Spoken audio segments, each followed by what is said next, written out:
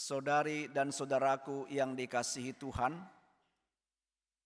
setelah para rasul mendapatkan hembusan Roh Kudus, mereka diminta oleh Kristus pergi ke seluruh dunia untuk menyebarkan Injil kebaikan Tuhan. Maka para rasul mengalami transformasi hidup. Hidup mereka memang sungguh-sungguh berubah. Dari penakut menjadi pemberani, dari yang kurang atau malas berdoa menjadi tekun berdoa, dari yang selama ini doa-doa mereka tidak ampuh, tidak dahsyat, setelah mengalami hembusan Roh Kudus, doa-doa mereka sungguh-sungguh mendatangkan kebaikan, kesembuhan dan kelegaan bagi banyak orang. Dan itulah yang membuat Petrus dan para rasul yang lain memiliki keberanian dan ketangguhan untuk pergi ke seluruh dunia. Saya kira kalau Petrus tidak memiliki kecerdasan dan intuisi yang tajam 2000 tahun yang lalu untuk pergi ke Roma, maka kekristenan tidak akan sebesar ini. Petrus yang telah mengalami transformasi, dia tangguh dan berani berlayar dari Yerusalem ke Roma. Anda tahu betapa jauhnya itu. Naik pesawat saja sangat jauh. Apalagi naik kapal, kapalnya pun pasti kapal berlayar yang pakai layar, yang tidak memiliki mesin. Karena memang pada waktu itu belum ditemukan mesin. Bisa dibayangkan dia melewati samudra berbulan-bulan. Lelah, mabuk dan segala macam. Mungkin kadang-kadang hampir putus asa. Tapi toh dia sampai ke Roma. Di Roma semangatnya tidak pudar. Selalu bernyala-nyala mengajarkan tentang Injil kebaikan Allah. Selama 3 tahun Petrus diajari oleh Kristus. Maka dia ingin membagikan semua pengajaran-pengajaran Kristus itu kepada banyak orang di Roma. Tapi bisa kita bayangkan saudari dan saudara, sampai Petrus di Roma, orang Roma berbahasa Latin, Petrus berbahasa Aram, enggak nyambung. Ngomong apa dia, kemudian yang lain, ini kok seperti bahasa roh, bahasa apa, tidak dimengerti. Kemudian sedikit-sedikit dimengerti bahasanya, dia mulai percaya diri. Yesus itu Mesias. Dia penyelamat. Orang buta dibuat melihat, orang tuli mendengarkan, yang lumpuh berjalan, merubah air menjadi anggur, bahkan Lazarus dihidupkan, katanya. Dia mengajar begitu. Orang-orang Romawi mendengar itu, mengeritkan keningnya. Mungkin kamu lagi salah makan obat ya, katanya. Karena mereka tidak mengerti kamu ngomong apa. Karena memang 2000 tahun yang lalu tidak ada YouTube. Tidak ada TikTok kan yang bisa melihat langsung di situ dan orang mulai percaya. Maka lihat betapa para rasul itu bekerja keras. Dan bahkan mereka dikejar-kejar. Dan lihat Petrus itu akhirnya dibunuh dengan disalibkan kepalanya ke bawah, kakinya ke atas. Mungkin muncul pengikut-pengikut dalam kelompok kecil setelah Petrus mati. Tapi mereka pun diburu, diserang dan diancam. Tetapi mereka tetap tekun dan setia. Bahkan sampai ratusan tahun harus mengorbankan banyak nyawa. Darah tertumpah, banyak martir. Harus berjuang. Dan baru sekitar tahun 460 setelah Kaisar Romawi yang bernama Konstantin Agung mau dibaptis menjadi Katolik, barulah gereja Katolik memiliki tempat yang nyaman di Roma dan akhirnya di seluruh Eropa. Karena kalau Kaisar Katolik, semua wajib Katolik. Maka kita bisa menyaksikan sekarang betapa kekristenan, betapa gereja memberi pengaruh yang sangat kuat di dunia ini. Gereja Katolik itu memberi pengaruh yang sangat kuat.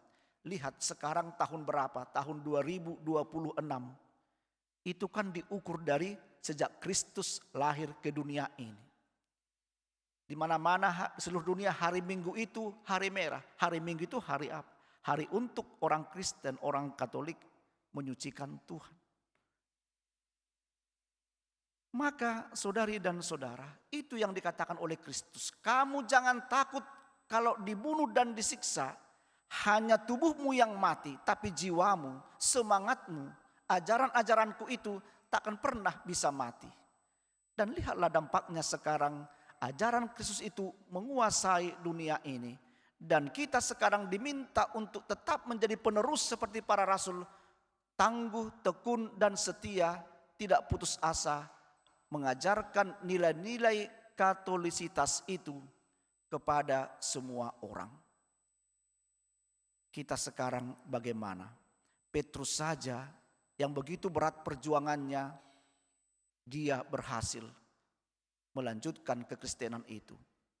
Kita saudari dan saudara tak perlu menumpahkan darah. Tak perlu mungkin ada pisau dihadang kepada kita. Tapi kita harus serius mewartakan kebaikan dan cinta Tuhan dalam praksis hidup kita sehari-hari. Pernah suatu ketika di restoran saya melihat keluarga. Mereka makan bersama, nampaknya keluarga besar itu. Mereka ingin makan bersama dan si bapak itu mengatakan, mari kita berdoa. Di tengah-tengah hiruk pikuknya restoran seperti itu banyak orang. Bapak itu memimpin doa dengan tanda salib. Semua membuat tanda salib. Dan semua tekun. Itulah kesaksian yang sejati. Ketika Anda makan di restoran, berani enggak membuat tanda salib itu? Jangan-jangan hanya karena saking takutnya. Kadang-kadang juga saya melihat, saya bangga, salut melihat orang-orang tertentu yang membuat rosario di depan di dekat spion kaca itu ya, di depan mobil itu kan, dibuat tanda rosario dan dia bangga membawa mobilnya kemana-mana. Inilah bukan Katolik fanatis berlebihan, tapi dia mau menunjukkan kekristenannya dengan tangguh, tidak takut-takut. Yang kedua, saudari dan saudara, Kristus mengajarkan setiap orang Kristiani, dia itu hormat kepada kehidupan. Ini salah satu kualitas hidup dari orang Kristiani, hormat kepada kehidupan. Lihat dikatakan, burung pipit pun yang oleh manusia sangat tidak dihargai. Mengapa? Burung pipit itu hanya dihargai dengan mata uang yang paling kecil. Kalau mata uang kita yang paling kecil berarti 1 rupiah. Siapa mau menghargai burung pipit? Tak berharga. Diberi pun kepada kita gratis. Tidak mau, untuk apa? Gak bisa dimakan, gak bisa apa, malah bikin kotor. Tetapi Tuhan Allah menghargai burung pipit itu. Sangat dihargai. Apalagi kita manusia, saudari dan saudara. Makhluk yang paling tertinggi sebagai ciptaan Tuhan, Tuhan Allah sangat menghargai kita. Bahkan dikatakan, tak sehelai rambutmu pun yang tidak diperhitungkan oleh Tuhan. Tuhan sangat memperhitungkan. Maka kita jaga rambut kita jangan sampai rontok. Supaya tetap rahmat Tuhan makin banyak dalam diri kita. Karena sangat berharga ternyata setiap helai rambut kita. Kadang-kadang melihat ada orang-orang tertentu bersifat barbar.